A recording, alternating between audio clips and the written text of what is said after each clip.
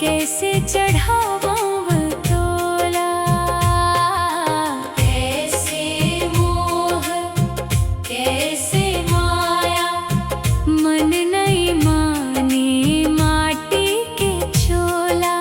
पापी जग ले जा बैकुंठ मोला, सुन ले पुकार ओ मोरे भोला।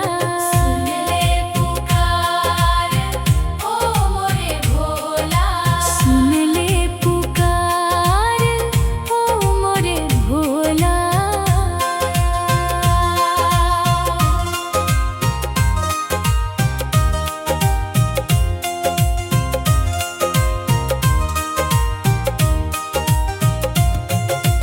कार्तिक स्नान कैसे करवाव तोला, दरिया के पानी ला मछरी जूठा रे, कैसने चढ़ावव तोला देवा।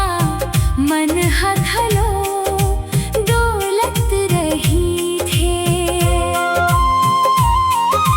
पौधा के फूल ला भौरा जूठा रे, गैया के दूध ला बछड़ा जूठा रे, काले चढ़ावव तोला देवा।